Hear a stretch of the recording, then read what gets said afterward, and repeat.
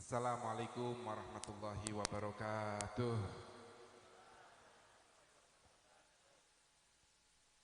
Bismillah, alhamdulillah, wassalatu wassalamu ala rasulillah, wala hawla wala quwata illa billah. Rabbi shrah li sadri wa yassir li amri wahlul 'uqdatam min lisani yafqahu qawli, amma ba'd. Ingkang kaula tantimaken, kaula mulyakaken, saha kaula tenggo fatwa-fatwanipun saha doa-doanipun ulama anal kiram, beliau Asy-Syaikh Ibnu Syaikh Romo Kiai Haji Haris Sodaqah, Romo Kiai Haji Ubaidillah Sodaqah, atalallahu umruhuma bisihah wal afiyah wa yanfa'una bi asrarihima wa anwarihima wa ulumihima fid dharaini amin. Para kiai lan bunyai ingkang boten saged kawula sebat setunggal-setunggalipun rawuh wonten ing tengah-tengah kita Bapak Kapolsek saha Forkopimcam, ugi hadir kawula Bapak Haji Masruhan selaku Ketua DPW P3 Provinsi Jawa Tengah beserta jajarannya, hadirin hadirat ingkang dipun mulyakaken Allah Subhanahu wa taala.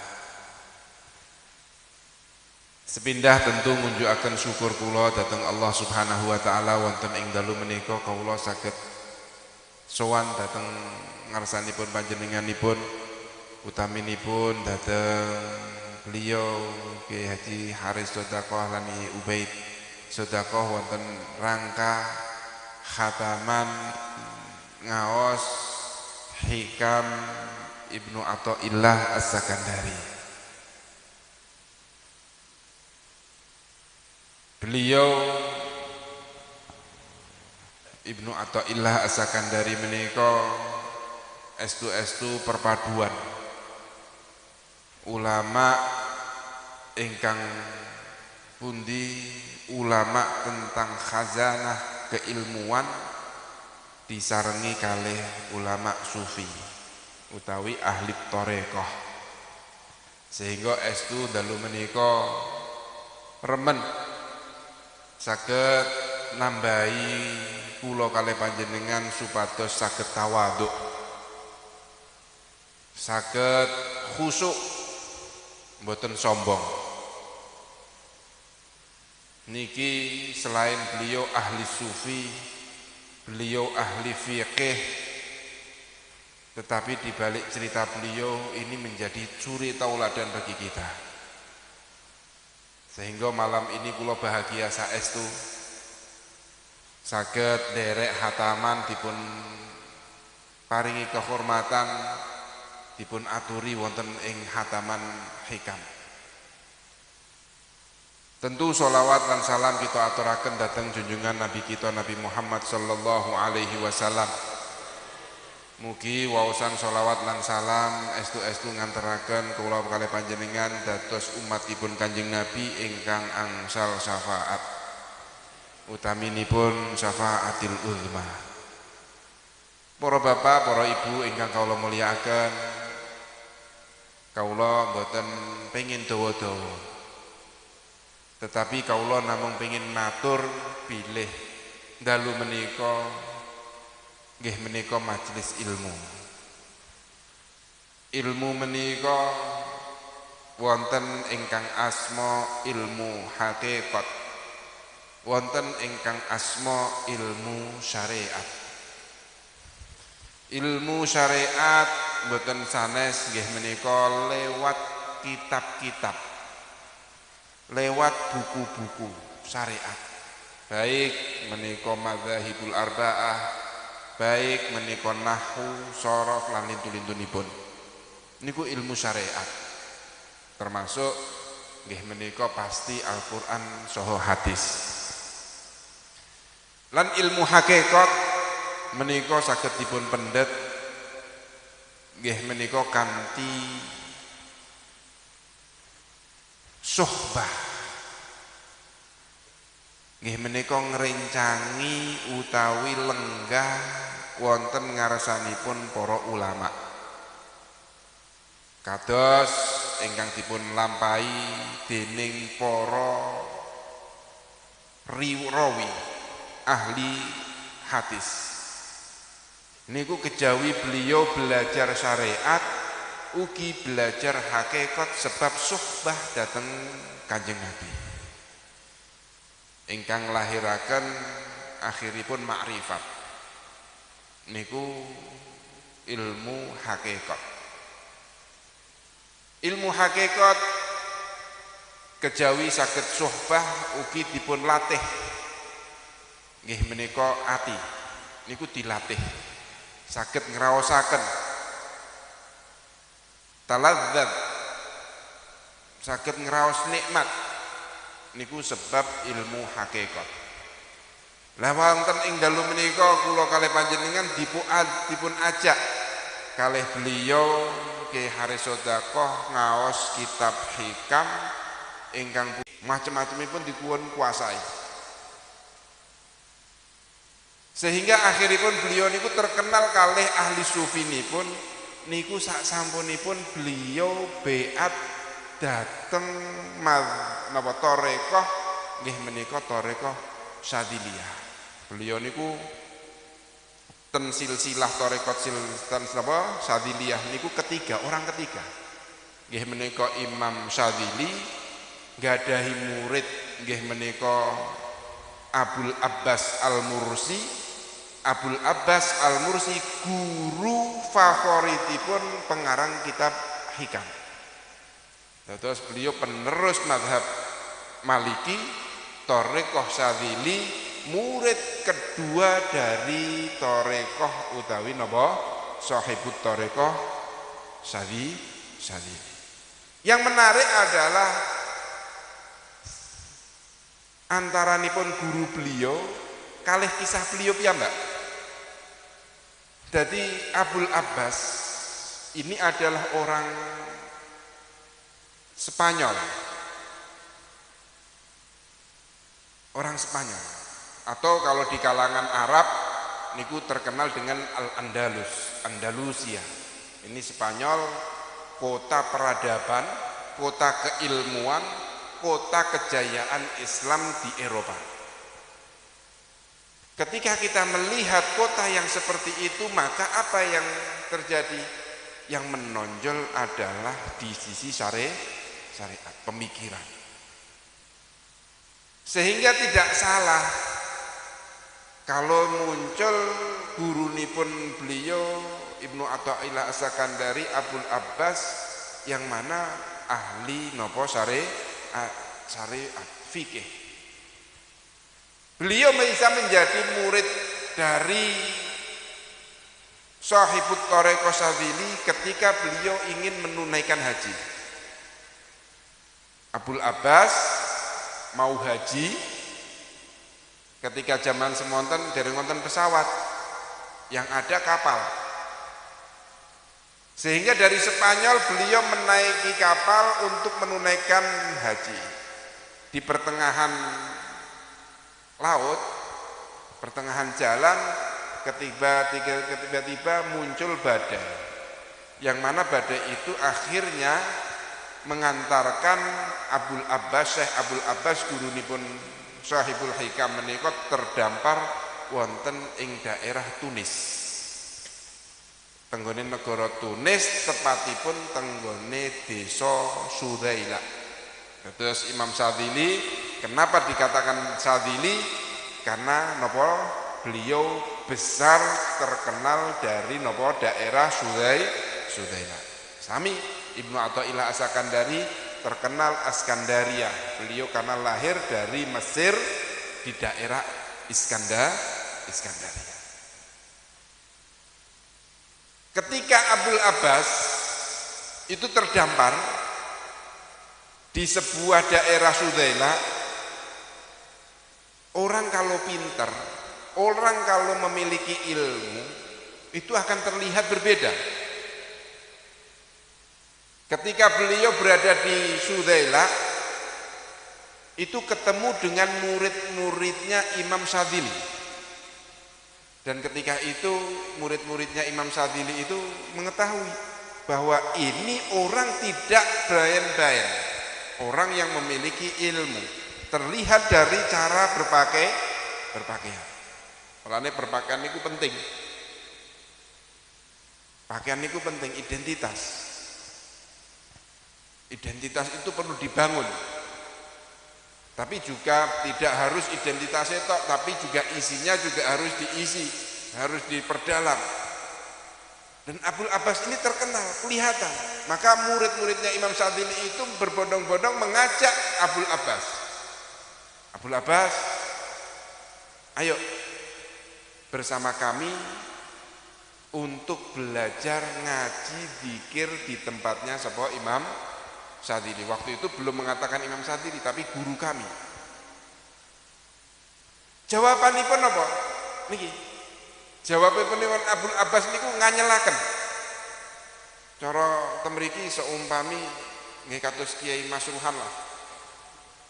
Diajak muridipun sinten Kiai Haris Sedekah jak zikir, jawabanipun niku menarik Abul Abbas. Enggak, engko dhisik. Aku tak istikharah dhisik. Jajal. Dijak zikir niku butuh istikharah kados Kiai Masruhan. Nek dijak zikir niku senengane istikharah terus. Iku dikire api apa ora? Sami Abul Abbas. Abul Abbas dijak zikir, jawabnya apa? Ngenyek napa mboten? Lah wong jak zikir kok istikharah jajal. Tiyang kota Semarang niku lho. Seumpami dijak zikir niku jawabane ngoten napa mboten? Kula yakin wedi. Abul Abbas berani karena merasa apa? Didikan di Spanyol itu mengutamakan apa? Akal. Syariat. Sehingga sing bangsa zikir itu dianggap di situ tidak ada ilmu. Tidak ada ilmu.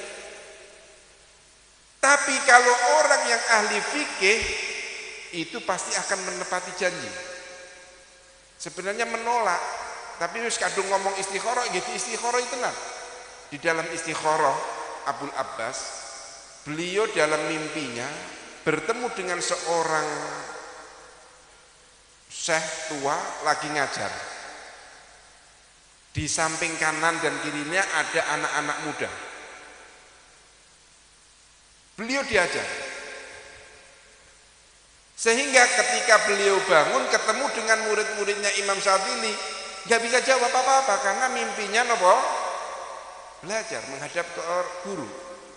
Akhirnya beliau terpaksa berangkat. Ketika beliau berangkat masuk ke tempat majelis zikirnya Imam Syadzili, beliau kaget. Ternyata yang di dalam mimpi itu bukan lain Imam Syadzili. Ini. Ternyata Imam Syadzili. Dan di dalam mimpi tersebut Imam Syadzili itu ketika ngaji dan Abul Abbas dalam mimpi itu setelah datang ngaji di belakang Imam Syadzili, dan Imam Syadzili mengatakan, nanti kalau saya sudah meninggal, penerus saya adalah orang yang di belakang saya, Abul Abbas. Orang yang benci terhadap ahli zikir, majelis zikir, tapi ternyata apa? Dapat petunjuk, diangkat menjadi pengganti Imam Syadzili. Sama dengan Ibnu Athaillah As-Sakandari. Ibnu Athaillah As-Sakandari ketika masih muda, ketika di Mesir, itu beliau ahli fikih, mazhab Maliki. Dan beliau punya pendapat yang mengerikan ketika belum menulis hikam. Beliau mengatakan bahwa laisa hunaka ilmun. Maksudnya hunak niku majelis zikir. Ning nggone panggonan majelis zikir iku gak ono ilmune. Niku pendapatipun Ibnu Athaillah As-Sakandari. Artinya apa? Dia menyepelekan zikir. Menyepelekan apa? Sehingga ketika Ibnu Athaillah As-Sakandari belajar kepada guru tersayangnya Abul Abbas, niatnya enggak belajar. Niatnya datang, saya ingin mencari kesalahan Abul Abbas. Nah, terus belajar dugi teng majelis ngaosi sinten gurunipun, niatnya napa? Golek kesalahan. Akan tetapi napa? Syekh Abul Abbas tahu bahwa majelis saat hari ini itu didatangi oleh orang yang mana orang itu ingin mengetahui kepintaranku, sehingga di majelis itu tidak lagi mengajak zikir tapi menerangkan fikih, karena memang Abul Abbas ahli fikih, diterang macam-macam, sehingga Ibnu Athaillah As-Sakandari tercengang. Mestine golek kesalahan, malah nopo untuk ilmu yang begitu luas tidak pernah ada kesalahannya dalam majelis itu. Sehingga akhiripun